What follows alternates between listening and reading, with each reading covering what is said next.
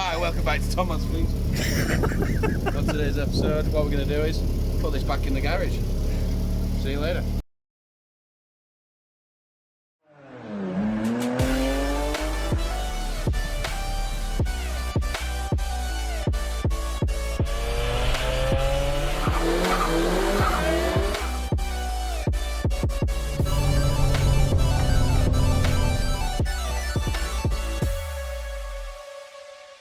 Hi guys, welcome back to Tom Mods Things.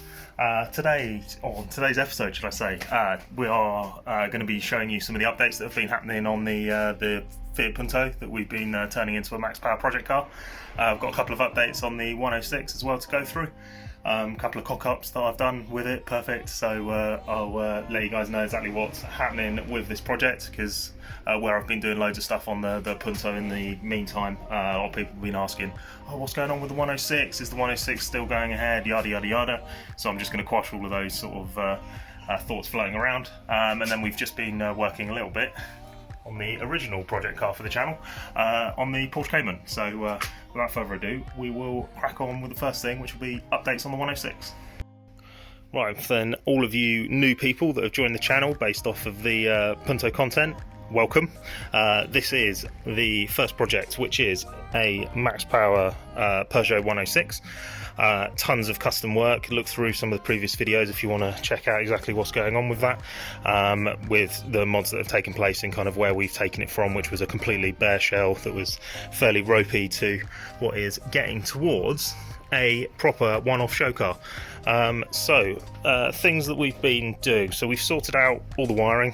Everything's sorted now from that point of view. Starts up with just a push button as soon as the battery's connected.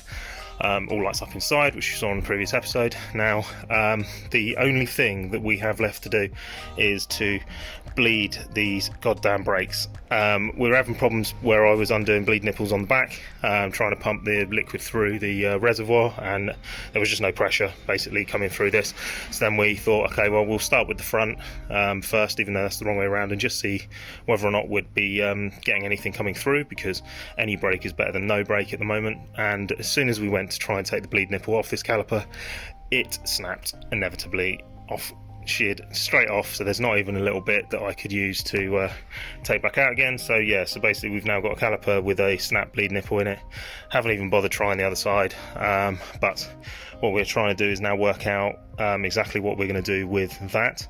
I think the simplest thing to do is to actually just replace the whole caliper straight away. So just take it off and just put two new calipers on the front, rather than piss around trying to sort of drill and re-tap and then put another bleed nipple in. What we might be doing, because sort of the brakes are kind of like crucial element in safety, aren't they really, there is a local firm that I'm just in contact with at the moment that have said they'd possibly be able to help with getting the brake system fully complete. So what it would do is basically take that off my plate.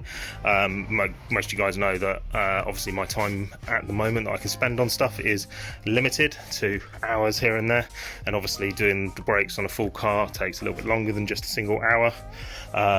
With the sort of show looming over the top of me at the moment, with only 11 weeks to go, we obviously need to get this get wrapped and stuff as well. So we kind of need to just get that moving a lot quicker than what it is doing at the moment. So what we might actually end up doing is this might actually be coming out the garage, going over to that place around the corner.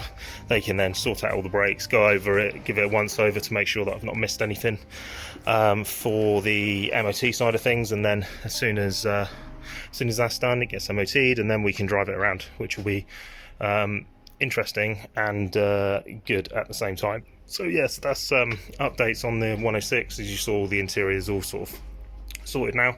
Around the back, everything's kind of in place. Number plate's all kind of there. Well, it's not at the moment, I've taken it off, but it was there.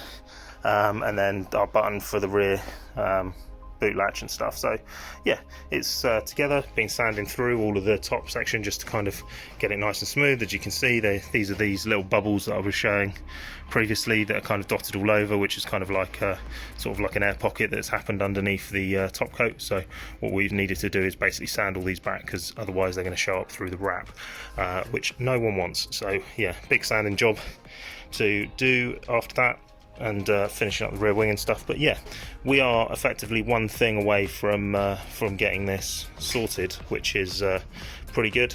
It's taking a little longer, but we are on the final stretch. So what we'll do now is we'll move on to showing you what's been going on with Project Punto. Right, and coming through the driveway now, this is where we're up to on the Punto project. So as you can see from the previous episode, a lot of stuff has happened kind of in the background. New wheels all fitted up, which I think you'll agree are looking pretty good really on this build, to be honest. Definitely suit it, which was a very good choice, and these were incredibly cheap off of Facebook Marketplace as well. Paid over £100 for the wheels. They were in black. Tidied them up a little bit, repainted. There's still a little bit of curbing around the outside because we're not fully refurbing them, we're just making them look presentable. But yeah, they seem to fit absolutely perfectly on there. We've got full body kit all fitted as we saw last time, and then what I've done is now started to actually blend it in with the main body, as you can see here with the body filler running across the edge. Now I just need to sand all this to get it all nice and smooth, but then we come around the back and ignore the fact that that's not properly mounted. But in essence, need to wet sand it still, but rear bumper is now fully painted and mounted on the car, including as you can see the grille section running all the way up to the point where the exhaust aperture is on the other side. So yeah, it's definitely coming together, and it's nice seeing it all kind of in one colour as well. So as you can see there, it's a bit dusty and stuff at the moment, as I say, I need to wet sand it back. But yeah, so that is all sorted, which is pretty damn good. And then basically I just need to sort out what's going on with the front bumper. So we just need to do exactly the same as what we did with the rear. Need to take all this off, flatten it back, do it all in gloss black, and then we can mount it all back up, wet sand and stuff, and then job done. And then we'll get the plate mounted in the little grille section underneath. If that zooms back in again. So it's not actually mounted on the bumper because we don't want it there, we want it kind of tucked in down here, and we've got some new mesh to go on the backside of that. But yeah, I think that as a car is actually coming together and looking pretty smart, to be honest, with all the clear indicators and stuff. Would love to get a bonnet scoop, vent, something on there because I think it needs it.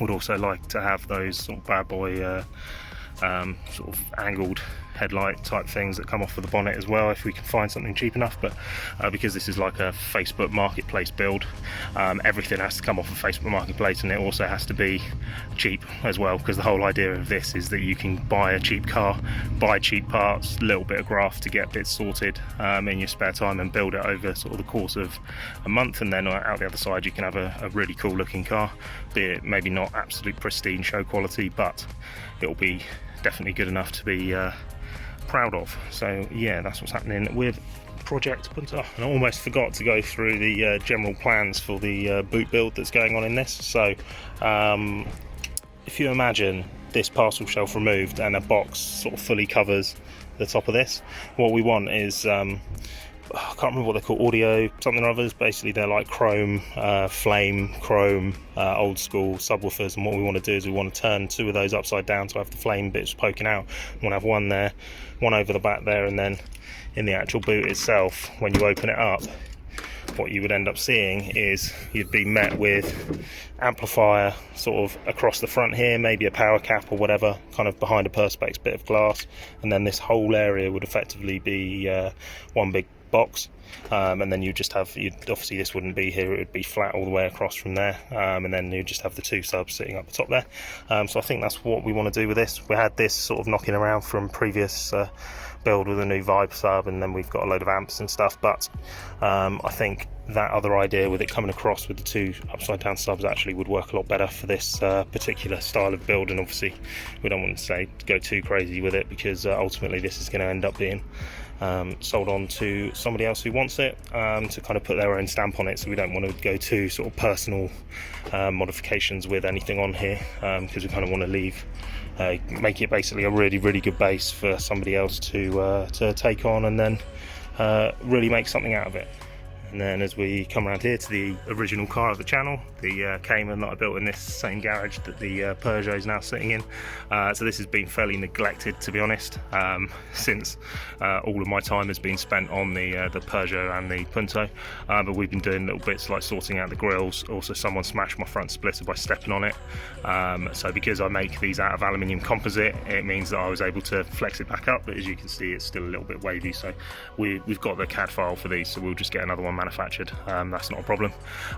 Got thoughts and stuff on changing this up at some point, but as you can see, kind of got a hell of a lot going on at the moment, so this is kind of taking a back seat. But in essence, I'd like to change this whole front bumper setup to something completely different. I'm thinking actually it'll be potentially a different car altogether that we use for the front bumper, just to be completely out there. And then we also need air ride sorted big time, because that gap, unacceptable, and it has been like that, has been unacceptable for far too long now. And we also need to get these wheels refurbed as well, because the lacquer on the centres unfortunately started to spider, because I use this every day. It's a bit unfortunate. Was hoping that they'd last a little bit longer than that, but hey ho, it is what it is. So we need to decide on a colour choice that we're going to do for the centre spokes of these split wheels. So these are the Tacoma forged wheels, 20-inch, 9.5 on the front and 12s on the back. And so we're going to be changing all of this. We'll leave the lip polished, because I quite like a polished lip, but the centres we're going to get repainted. So we need to decide on what we're doing with that. There was talk about potentially changing the whole colour of the car. So this purple's been on here for 4 years now. It's been on a while. It's kind of, yeah, what I'm known for is this particular car, this colour, because it's been around so long. But there's an opportunity now to either put a livery on this, which was something I've always thought about, or to actually change the colour of it completely to something totally different. Maybe get the TMT branding all over it and stuff as well. But yeah, so that's a thought that we were contemplating. Another thing we were considering is actually ditching the RWB rear wing. I'll just show you that. Yeah, which sits on the back there. So instead of having something like that, they do the on the same sort of 911s on the turbos, they do a whale tail type thing. So you get rid of those triangle sort of inlets on each side, and then it just sort of comes out a little bit further. So we'd lose the top blade, we'd lose these two side bits, and then it'd just come out further, so it'd almost be like a ducktail straight out the back.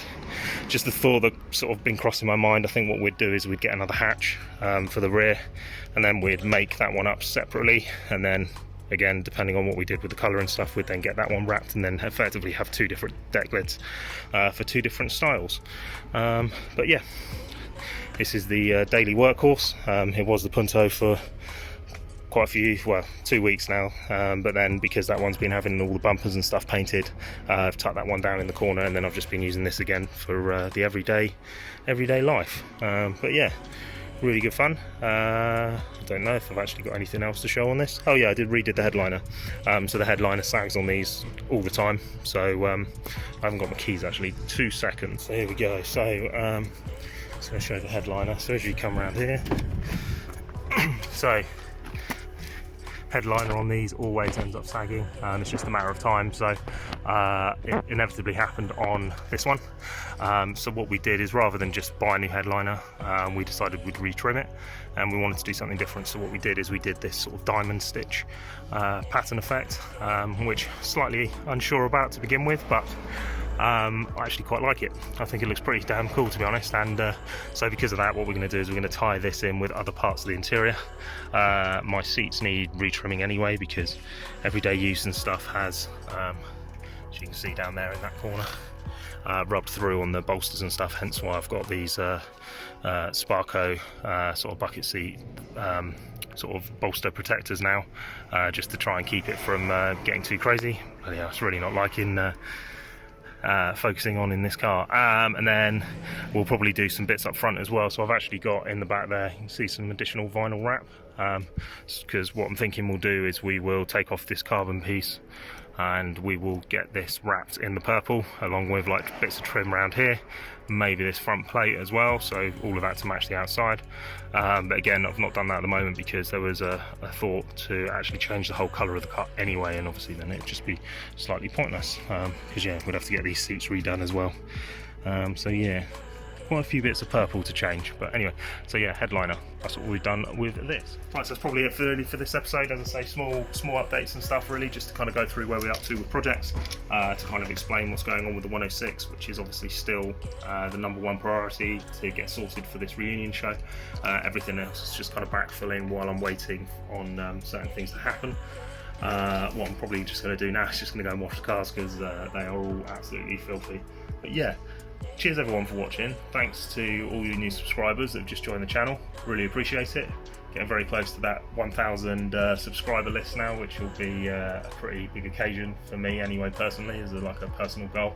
And anyway, stay tuned if you want to see more content, because as soon as this gets coloured and MOT'd, this is then this one is then #1 car.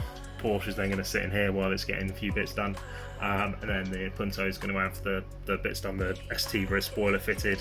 Still working out mounting positions for that at the moment. So yeah, stay tuned, lots of stuff going on, especially if you like this max power stuff like I do. There's plenty more to come. So yeah, cheers guys for watching, and I'll see you on the next one.